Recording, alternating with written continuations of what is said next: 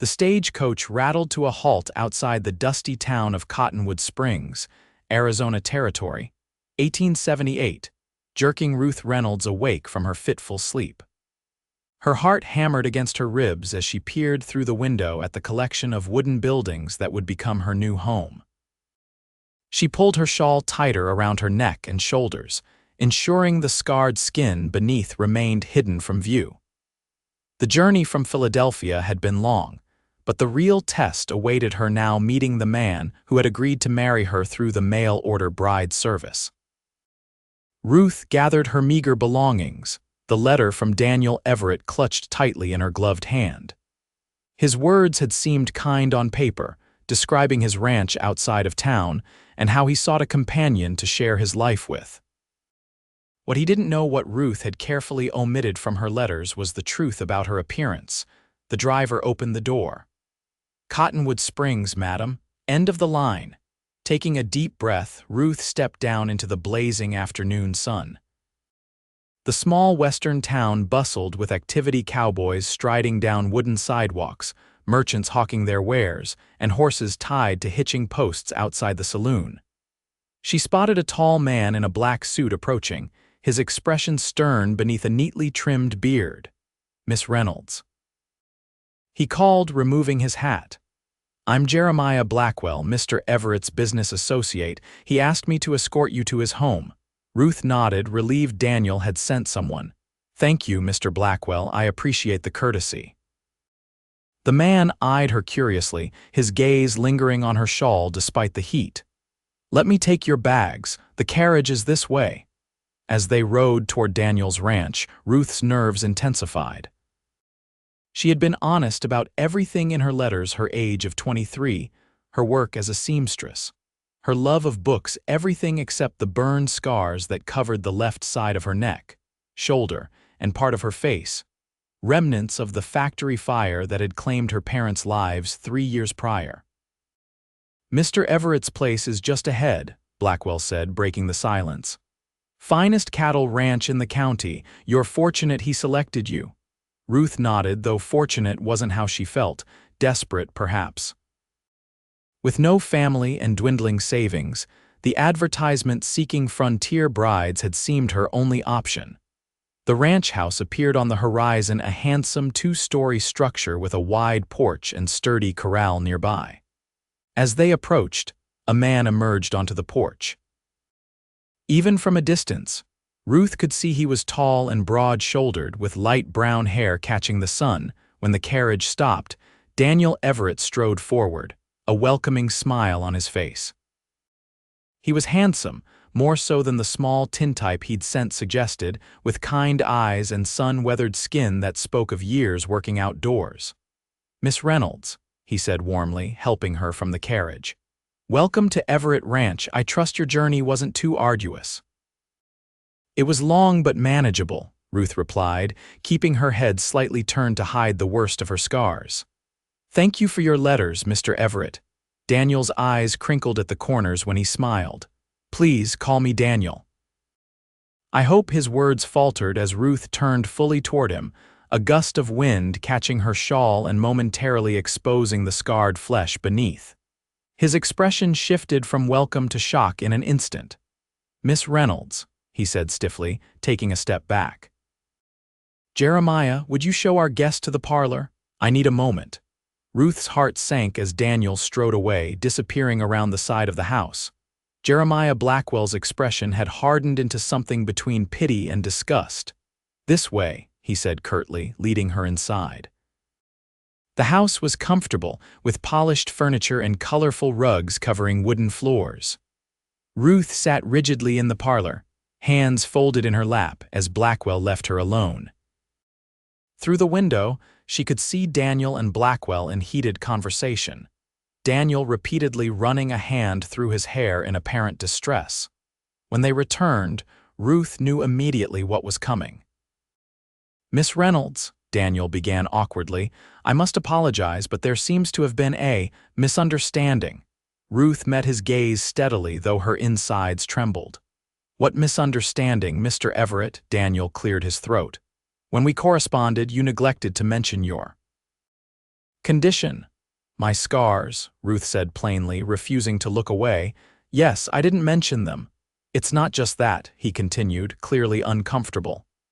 I have a position to maintain in this community. The ranch is finally prospering, and I'm expected to.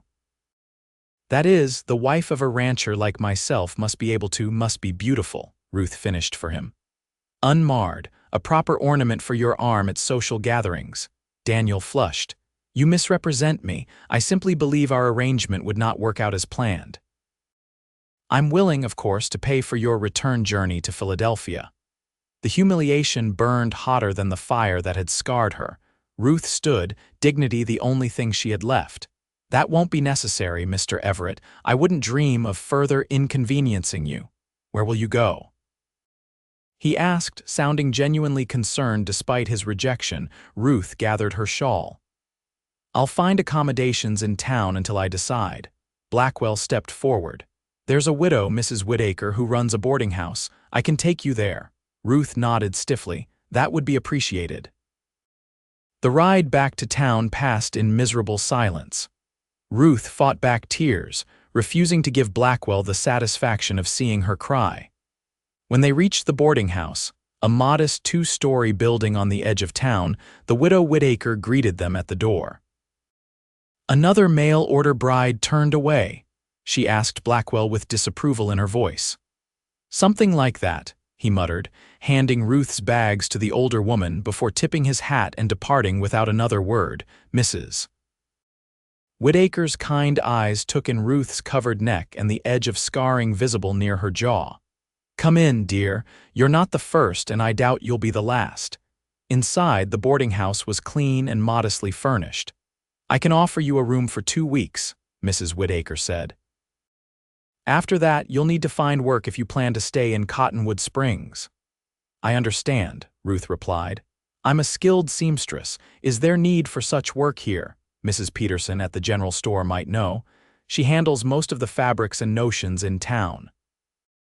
The older woman showed Ruth to a small but comfortable room. Rest now. Things often have a way of working out, even when they seem darkest. Alone in her room, Ruth finally allowed herself to cry, silent tears streaming down her scarred cheek. She had gambled everything on this journey west, and in less than an hour, her hopes for a new life had been crushed. Tomorrow she would begin searching for work, but tonight she gave herself permission to mourn what might have been. Morning brought a knock at her door. Mrs.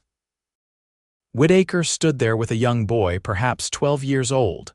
Miss Reynolds, this is Tommy. He works for Deacon Riggs at the newspaper office. Apparently there's someone asking for you. Tommy nodded eagerly. A cowboy, madam. Came into town this morning asking after the lady who arrived on yesterday's stage.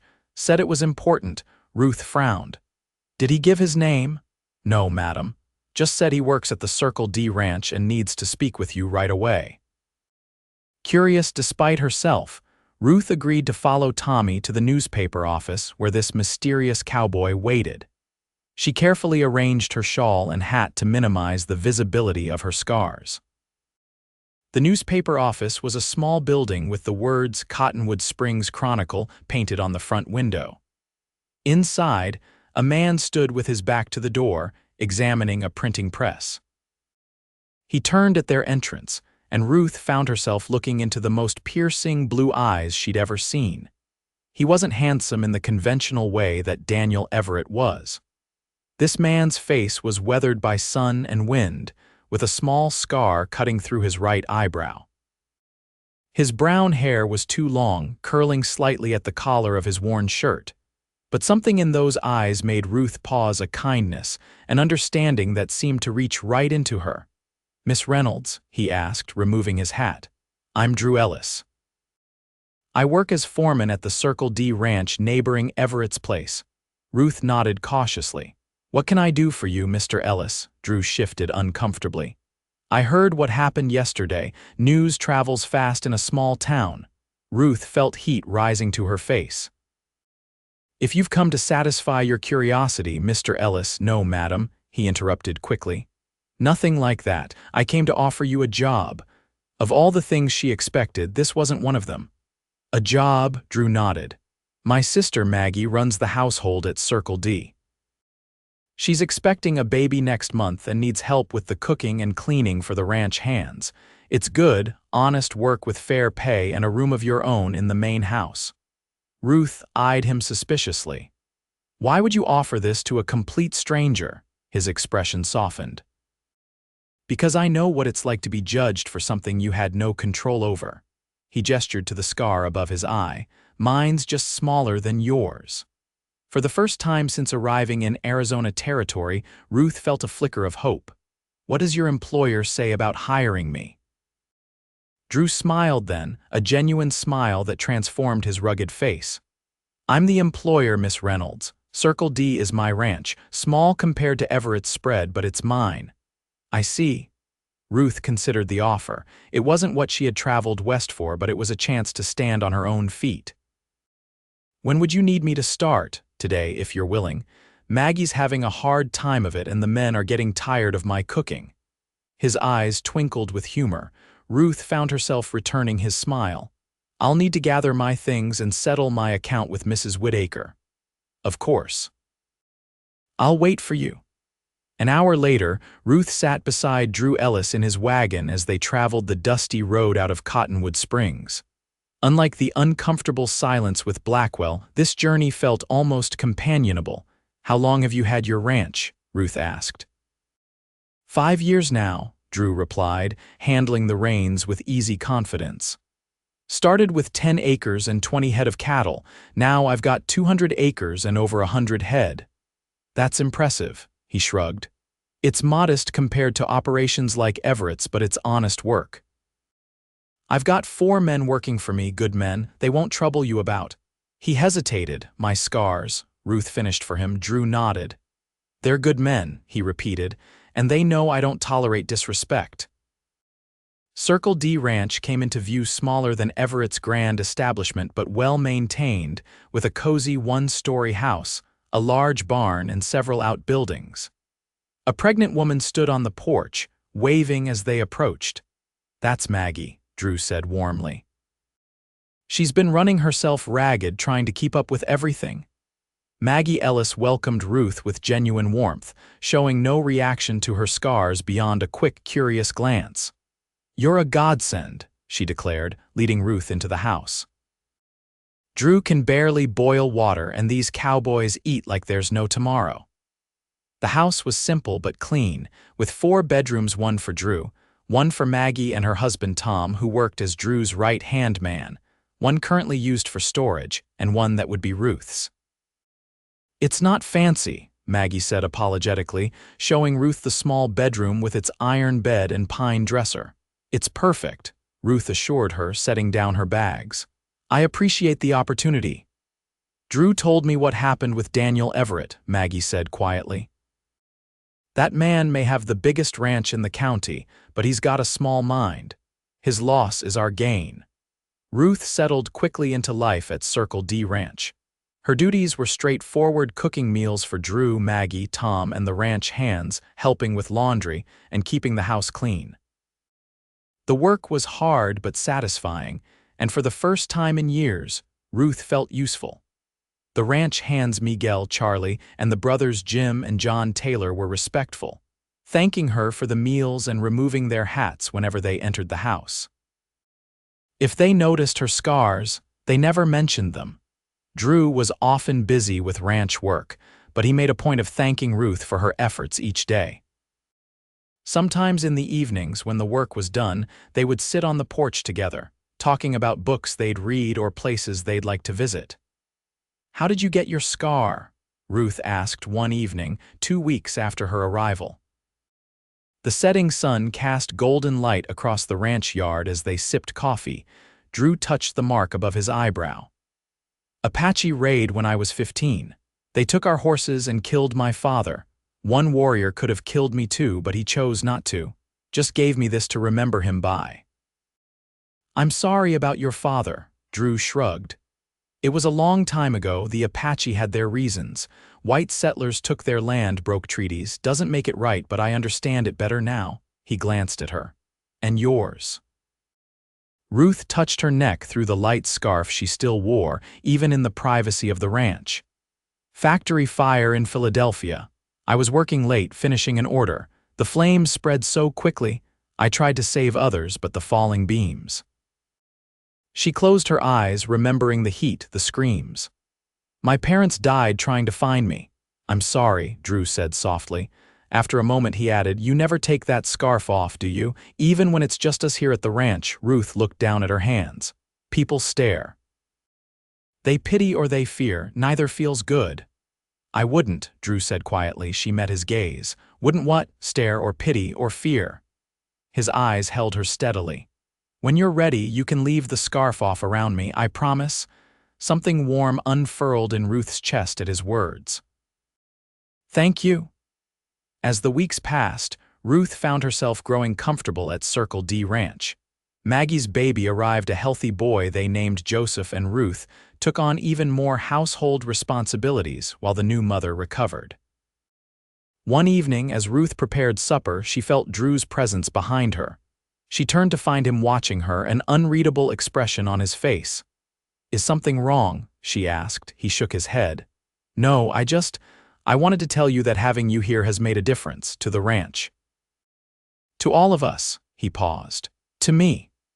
Before Ruth could respond, Maggie entered with baby Joseph, breaking the moment. But later, as Ruth lay in bed, she replayed Drew's words in her mind, wondering at the feeling they stirred inside her. The next day, a letter arrived from Daniel Everett. Ruth stared at the envelope in surprise as Drew handed it to her. You don't have to open it, he said, a trace of something like jealousy in his voice. I know, Ruth replied, but curiosity won out. Inside was a short note. Miss Reynolds, I wish to apologize for my behavior upon your arrival. I acted shamefully and without honor. If you are still seeking a husband, I would like to reconsider our arrangement. Respectfully, Daniel Everett. Ruth read it twice, then handed it to Drew without a word. He scanned it quickly, his expression darkening. Are you going to accept? He asked, his voice carefully neutral. Ruth considered the question. 3 months ago, she would have been overjoyed at such an offer. Now it left her cold. No, she said firmly, I'm not. Drew's relief was visible. May I ask why? Ruth looked up at him, seeing the hope in his eyes. Because I'm not the same woman who stepped off that stagecoach, and because... She hesitated, gathering her courage, because I believe I might be developing feelings for someone else. Drew stepped closer. Anyone I know, a smile tugged at her lips. Possibly. He reached for her hand, his calloused fingers gentle against hers. Ruth, I'm not a wealthy man like Everett. My ranch is small and the work is hard, but I've grown to care for you these past weeks, more than care. Drew, let me finish, he said softly. I don't see your scars anymore. Or rather, I do see them, but they're just part of you, like the color of your eyes or the sound of your laugh. He reached up tentatively, his fingers hovering near the edge of her scarf. May I? Heart pounding, Ruth nodded. Gently, Drew unwound the scarf from her neck, exposing the twisted, reddened skin beneath. Unlike Daniel Everett, he didn't flinch or look away. Instead, he traced the edge of a scar with his fingertip, his touch feather light. They're proof you're alive, he said simply.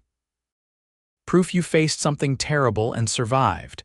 How could anyone see that as anything but beautiful? Tears welled in Ruth's eyes, spilling onto her cheeks. Drew wiped them away with his thumb. I'm falling in love with you, Ruth Reynolds, he said. Not despite your scars, but with all of you exactly as you are. I think I'm falling in love with you too, she whispered. His kiss was gentle at first, then deeper as Ruth responded, her arms sliding around his neck. When they finally broke apart, they were both breathing heavily, foreheads pressed together. I'm not asking for an answer right now, Drew said. But someday soon I hope to ask you to be my wife, Ruth smiled. When you do, my answer will be yes. The following Sunday, Ruth attended church in Cottonwood Springs without her scarf for the first time. She sat proudly beside Drew, ignoring the whispers and stares. Daniel Everett was there with his sister, and he nodded politely from across the aisle. Ruth nodded back, feeling no bitterness, only gratitude for the path that had led her to Drew. After the service, as they walked toward Drew's wagon, they passed Mrs. Whittaker.